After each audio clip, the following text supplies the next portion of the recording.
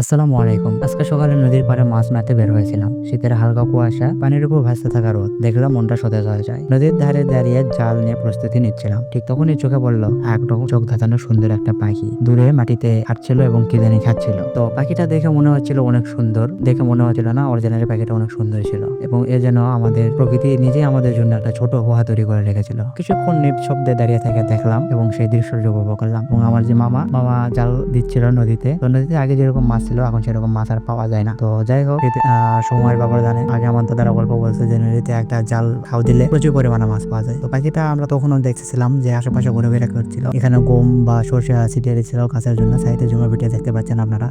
তো ওই গম টুম হয়তো পড়ছে, পাখিটা খাচ্ছে। তো আমরা কাছে যাচ্ছিলাম, পাখিটা দেখতেছিলাম যে কোথাও যায় না, ওখানে থাকে। তো আমরা চেষ্টা করলাম যে পাখিটা ধরা যায় কিনা। যাই হোক, অনেক চেষ্টা করার পর পাখিটা চলে গেল, কিন্তু পাখিটা খুব ভয় কম পায়। তো একটু পরে মাছ মারার পর দেখি নদীর পাশে ভাসছে কলার একটা বেলা। আমরা ভাবলাম যেই না যেই একটু ভিন্ন অভিজ্ঞতা হোক। এই কলার ভেড়ায় চড়ে আমরা আজ নদীর মাছ বরাবর চলে গেলাম। পানির উপর ভেড়াটা জ্বলছিল আর চারিপাশে শান্ত পরিবেশ, শুধু মাছ লাফানো আর পানি তরঙ্গের শব্দ। যদিও আমরা তেমন মাছ পাইনি, খুব অল্প পরিমাণে মাছ পেয়েছি। যদিও ঠান্ডা পানিতে মাছ ধরার কারো আছে মন ছিল না, তারপরে আমরা নদীতে গেছি শহরে, তো মাছ দেখা যায় কিরকম মাছ হয়। নদীর বুকে দাঁড়িয়ে থাকা মাছ মারার একটা অন্যরকম অনুভূতি। এমন মুহূর্তে আসলে ভিডিওতে পুরোটা ধরা যায় না, নিজের চোখে দেখা যায়, অনুভব করা যায়, একটা আলাদা আনন্দ থাকে। তো আমি আর আমার মামা মাঝখানে যাচ্ছিলাম যে জাল নিয়ে, দেখা যায় মাঝখানে কোনো মাছ পাওয়া যায় নাকি। তো আমার মামা মাঝখানে জাল দিয়ে একটা মেরে দিল খাও। তো আমরা আশায় ছিলাম যে কিছু মাছ পাওয়া যাবে, যদিও আগের মতো আর মাছ পাওয়া যায় না। এইরকম মাছ আর থাকে না, নদীতে মাছ নাই বললেই চলে। খুবই সামান্য পরিমাণে মাছ আছে। যদি সন্ধ্যাবেলা আসা যায় তো, বা সন্ধ্যার একটু পরপর হালকা রাত নামছে, এই সময় যদি আসা যায় তো তাহলে হয়তো কিছুটা একটা মাছ পাওয়া যাইতো।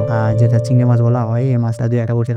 এমনকি জাল ছেড়ার মধ্যে জালটা আমাদের ভালোই বাঁশে লাগে গেছে, এমন জাল তোলা যাতে না, একটু সমস্যা হইতেছে। তো আমি ভেড়াটা ছেড়তেছি, আমার মামা জাল তুলতেছে। জাল তোলার পর দেখে কোনো কিছু ওঠেনি। তো মামা বলতেছে এখান থেকে আর একটা খাওয়া দাওয়া হোক, দেখা যাক মাছ আরো পাওয়া যায় কিনা। তো আমি বললাম যে হ্যাঁ দাও, দেখি যে মাছ পাওয়া যায় কিনা। তারপর আমার মামা আর একটা খাওয়া দিছে, সেখানে মাছ পাওয়া যায়নি। তো আমার এবার আর একটা দুই ভাই দাঁড়িয়ে ছিল, একজন ক্যামেরা আছে আর একজন দাঁড়িয়ে ছিল নিচে। তো মামা বলতেছে যে যা ওদের নিয়ে আয়। তো আমি বেলাটা ঘুরি আবার এবার আসতেছি এদের নেওয়ার জন্য, এদের নিয়ে আবার মাঝখানে যাবো। তো বেলার উপরে জাল ফেলতে দেখা গেল নদীর নিচে ছোট ছোট মাছ দৌড়াতে। তো মাছগুলা এবং মানুষের একটু হালকা চিহ্ন পেলে মাছগুলা কাছে চলে আসে। আমরা ধীরে ধীরে কাজ করছি যেন পানি প্রকৃতি নষ্ট না হয়। মাঝে মাঝে সেই দূরে আগাছা পাখি উড়ে যাচ্ছে, পাখিটা বারবার ফিরে আসছিল। মনে হচ্ছিল আমাদের পুরো মাছ ধরা দেখা সে উপভোগ করছে। প্রকৃতির সঙ্গে এমন ভাবে মিশে যাওয়া গ্রাম বাংলার নদীর খাল আর সহজ সরল জীবন, এতটাই আমাদের আসল সৌন্দর্য। আজকের দিনটা আসলে অন্যরকম ভালো লাগলো। শুধু মাছ মারা নয়, প্রকৃতির কাছাকাছি যাওয়া, তার রূপ দেখা আর নিজের ভিতরে একটা শান্তি খুঁজে পাওয়া, সব মিলে চমৎকার একটা